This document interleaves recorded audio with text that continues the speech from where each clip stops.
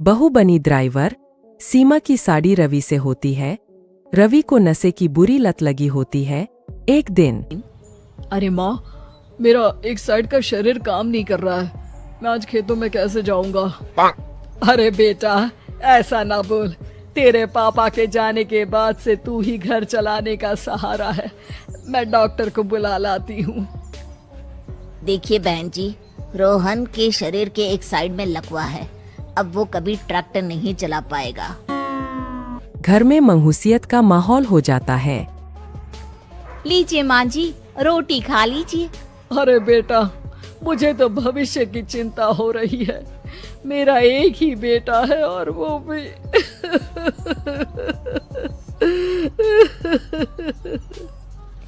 माँ जी, आप चिंता न करें। जब तक ये बीमार है मैं खेत जाकर काम कर लिया करूँगी। वैसे भी नशे के कारण इनका शरीर काफी कमजोर हो गया है। अगले दिन सीमा खेत में जाकर काम कर शाम को घर लौटती है। ये ले बेटा, पानी पी ले। कैसा रहा काम का पहला दिन? माँ जी, काम तो ठीक है, लेकिन मैं अगर ट्रैक्टर चलाना सीख लूँ ना तो काम और भी आसान हो जाएगा। अरे बेटा, दुनिया क्या कहेगी कि औरत होकर ट्रैक्टर चला रही है। माँ जी, या तो हम दुनिया देख ले या अपना घर, कोई बात नहीं। जब ये ठीक हो जाएंगे तो सब ठीक हो जाएगा। अरे बहू, जरा बाहर तो आना। जी माँ जी। बहू, तेरे मामा जी आए हैं, तूने बुलाया था ना? हाँ माँ जी, वो मामा जी ना आज से मुझे ट्रैक्टर चलाना सिखा। सीमा मामाजी से ट्रैक्टर चलाना सीखती है। वो मन लगाकर खेतों में काम करती है। और एक दिन माँ जी, पता है इस बार पूरे गांव में सबसे ज्यादा फसल का उत्पादन हमारे खेतों में हुआ है। इस साल तो खूब पैसे आएंगे। हाँ। सास खुश नहीं होती है। वो चुपचाप वहाँ से जाने लगती है। तभी सीमा उसे रोक लेती है।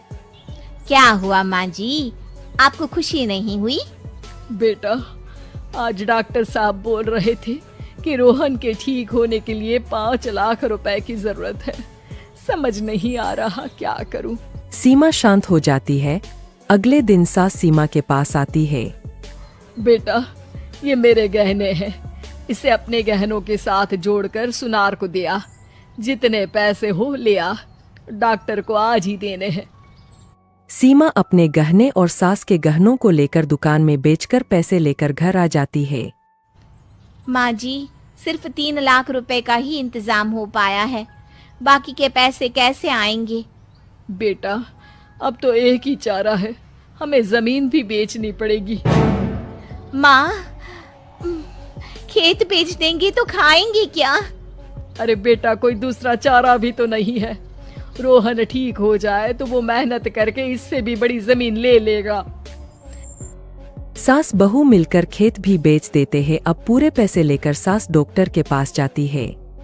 डॉक्टर साहब, ये लीजिए सारे पैसे।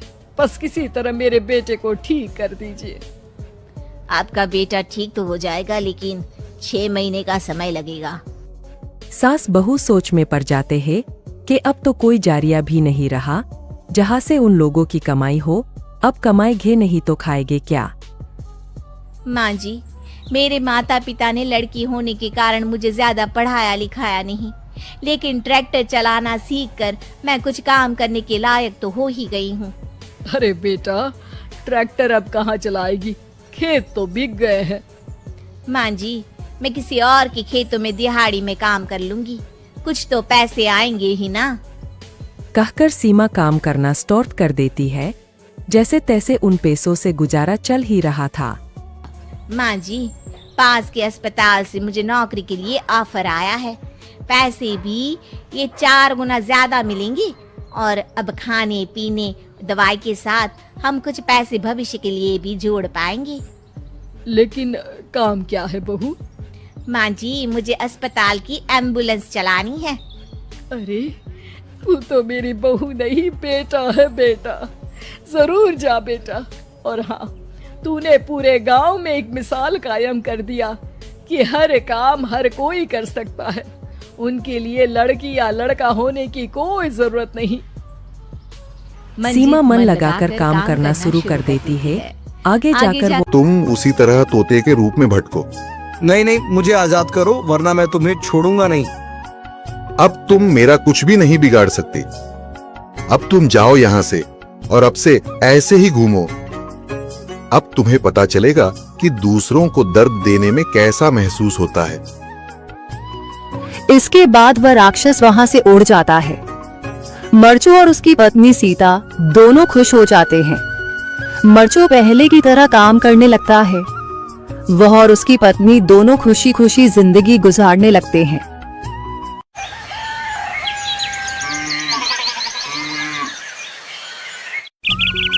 मरचू जंगल से लकड़ियां काटकर बाजार में बेचने गया, लेकिन उसे लकड़ियों के अच्छे दाम नहीं मिले।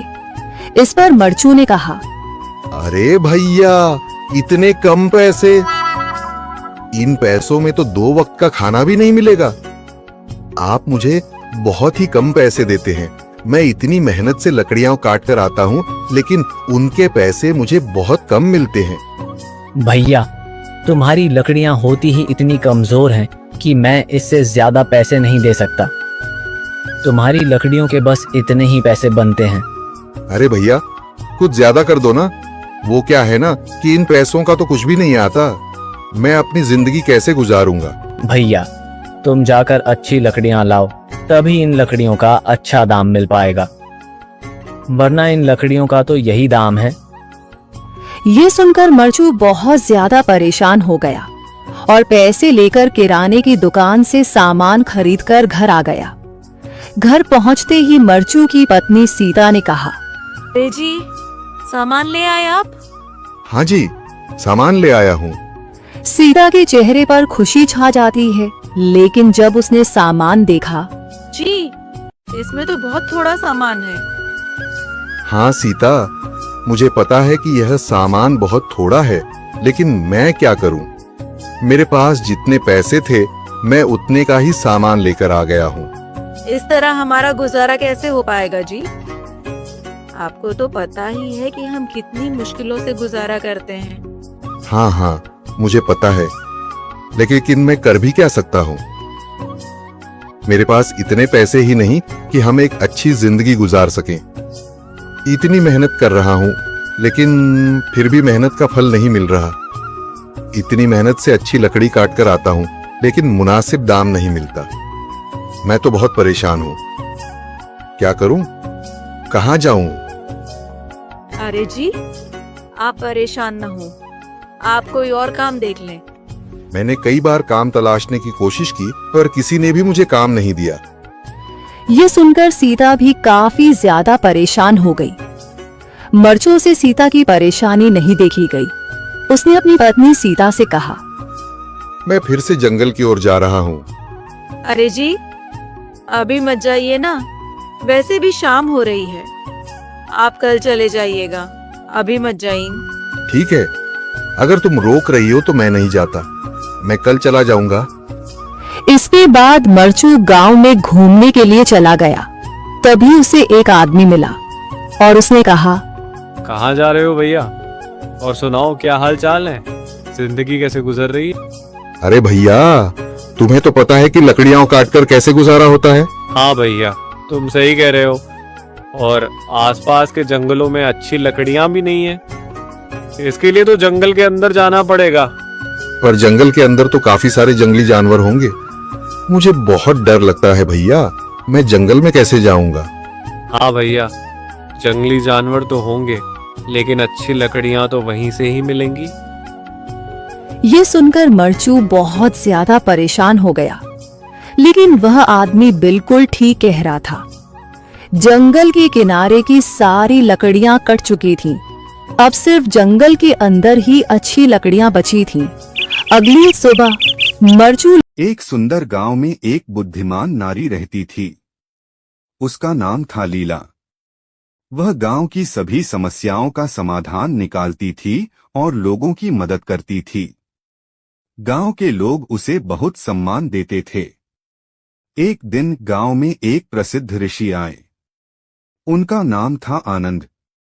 ऋषि ने गांव में शांति और प्रसन्नता देखकर लीला की प्रशंसा की।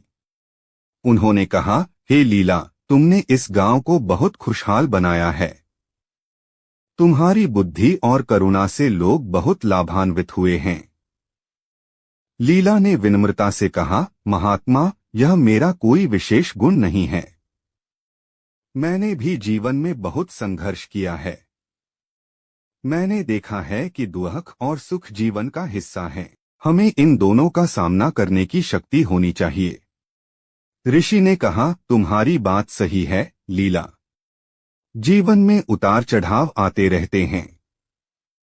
महत्वपूर्ण यह है कि हम इन परिस्थितियों से कैसे निपटते हैं। हमें धैर्य और शांति बनाए रखनी चाहिए। लीला ने पूछा, महात्मा, आप जीवन में क्या सीखे हैं?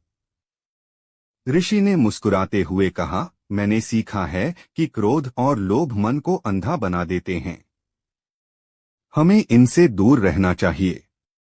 हमें दूसरों की मदद करनी चाहिए और हमेशा सत्य का मार्ग अपनाना चाहिए।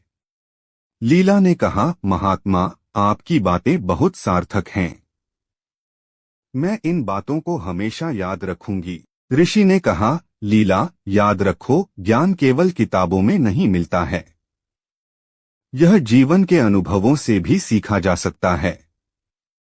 हर व्यक्ति के पास कुछ न कुछ। विक्रम एक प्रतिभाशाली युवक था। पढ़ाई में अव्वल, खेलों में दक्ष और कला में रुचि रखने वाला।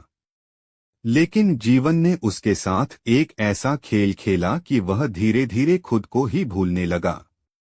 सब कुछ एक दिन में ही बदल गया। एक सड़क दुर्घटना ने उसके माता पिता को छीन लिया। अकेलापन उसे घेरने लगा। घर जो कभी खुशियों का घर था, अब एक खालीपन सा लगने लगा। दोस्तों के साथ खेलने का मन नहीं करता था। पढ़ाई में मन नहीं लगता था।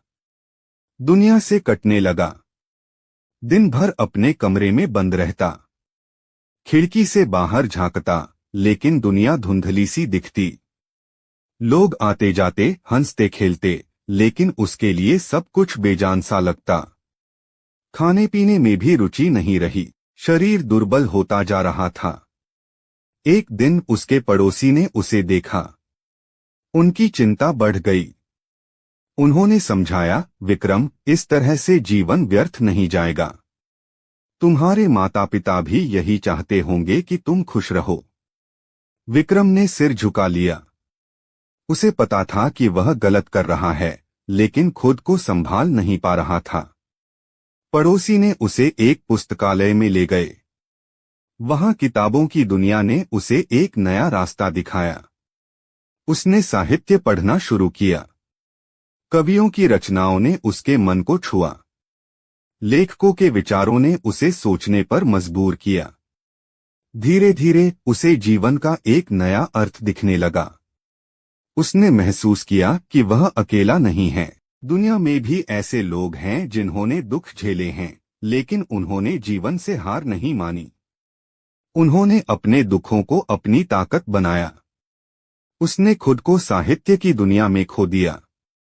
लिखना शुरू किया। अपने दुखों को शब्दों में ढालने लगा। धीरे धीरे उसके अंदर एक नई ऊर्जा का संचार हुआ। उसने सोचा, मेरे माता पिता चाहते होंगे कि मैं कुछ करूं। मैं अपने जीवन को सार्थक बनाऊं। उसने एक साहित्यिक संस्था बनाई। युवाओं को लेखन के लिए प्रोत्साहित किया। उनकी प्रतिभा को निखारा। धीरे धीरे वह फिर से उसी विक्रम बन गया जो कभी हुआ करता था। खुश, संतुष्ट और जीवन से जुड़ा हुआ। उसने महसूस किया कि दुख ने उसे तोड़ा नहीं, बल्कि मजबूत बनाया। एक युवक सबको धोखा देने लगा, पत्नी समझाती है। एक कहानी जो हर किसी